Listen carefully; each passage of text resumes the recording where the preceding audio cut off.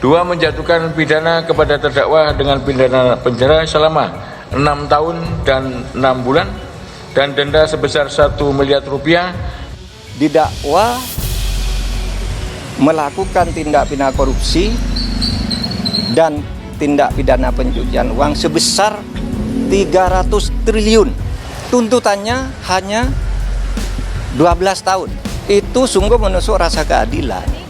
Bekerja sama dengan CPVP menutupi pengambil alihan biji timah ilegal dengan mengakali kegiatan menggunakan kontrak kerja borongan pengangkutan sisa hasil timah melalui beberapa perusahaan fiktif.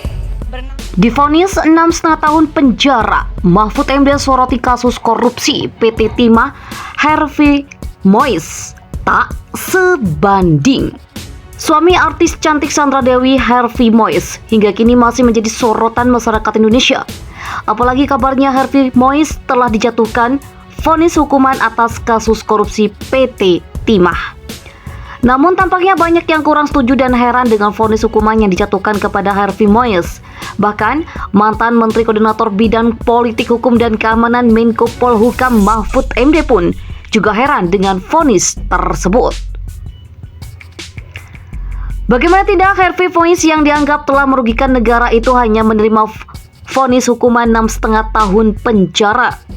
Mahfud menyoroti tuntutan dari jaksa hanya 12 tahun penjara dengan denda 1 miliar rupiah dan uang pengganti 210 miliar rupiah.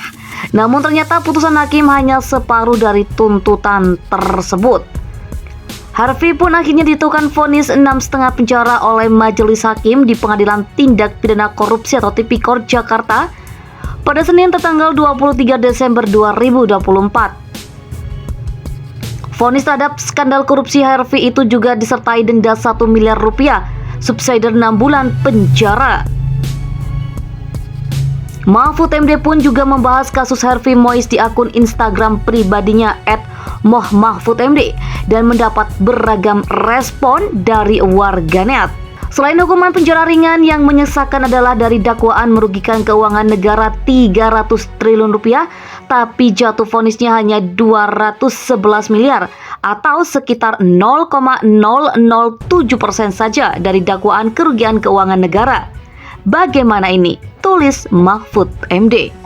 Berkaca dari hal itu, Harvey juga menerima denda usai terbukti melakukan korupsi dalam pengelolaan tata niaga komoditas timah di wilayah izin usaha pertambangan IUP di PT Timah Tbk tahun 2015 hingga 2022 dan tindak pidana pencucian uang atau TPPU. Suami artis Sandra Dewi itu juga wajib membayar uang pengganti sejumlah 210 miliar rupiah. Uang tersebut harus dibayarkan paling lambat 1 bulan setelah putusan pengadilan berkekuatan hukum tentang atau ikrah.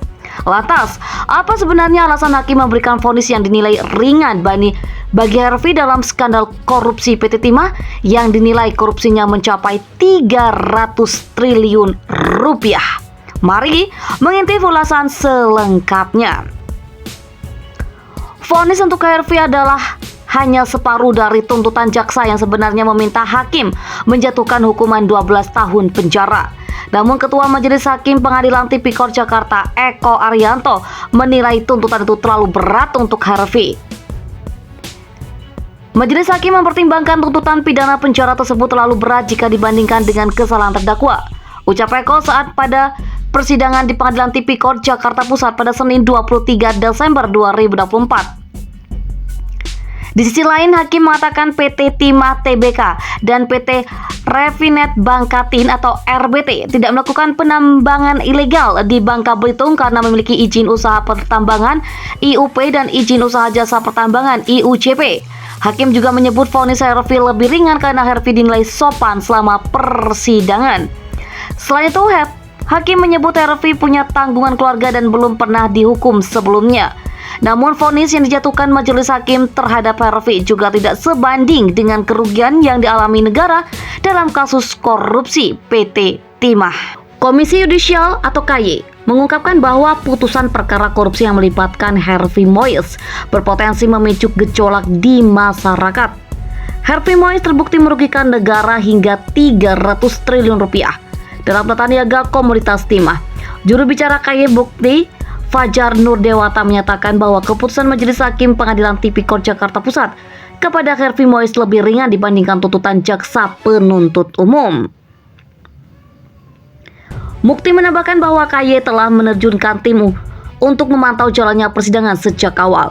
Tim tersebut memantau proses pembuktian termasuk pemeriksaan saksi dan ahli. Lebih lanjut, KY berencana mendalami putusan Pengadilan Tipikor Jakarta Pusat yang dipimpin oleh Ketua Majelis Eko Arianto. KY akan mengevaluasi apakah hakim telah melanggar kode etik dan pedoman perilaku hakim atau KEPPH. Namun, Mukti menegaskan bahwa pendalaman ini tidak akan menyentuh substansi putusan.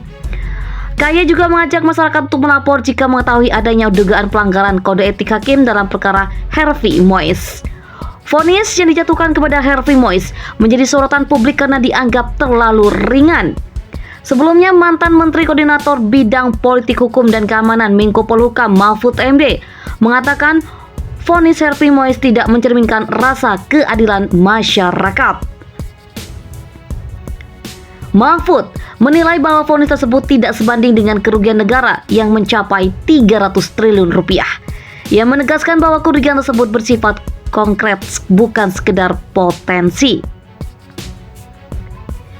Ia juga mencatat bahwa jumlah uang pengganti yang dibebankan kepada Harvey hanya sekitar 0,07% dari total kerugian negara. Sebelumnya, Majelis Hakim Pengadilan Tipikor Jakarta Pusat memutuskan bahwa Harvey Mois terbukti bersalah melakukan tindak pidana korupsi dan mencuci uang. Hakim menyatakan bahwa tuntutan jaksa yang meminta Harvey dihukum 12 tahun penjara terlalu berat mengingat perannya dalam kasus tersebut. Hakim pun menyatakan Harvey Mois bersalah dan dihukum 6 tahun 6 bulan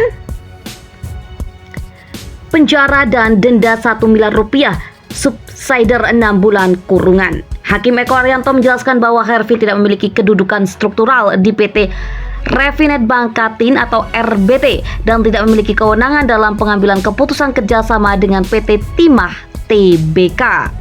Kasus korupsi Harvey Mois hingga saat ini masih menjadi sorotan masyarakat Indonesia, apalagi suami Sandra Dewi itu telah dijatuhi vonis hukuman atas kasus yang telah merugikan negara. Namun tampaknya banyak masyarakat yang kurang setuju dengan vonis hukuman Harvey Mois. Bahkan mantan Menteri Koordinator Bidang Politik, Hukum dan Keamanan Menko Polhukam Mahfud MD pun juga heran dengan vonis tersebut.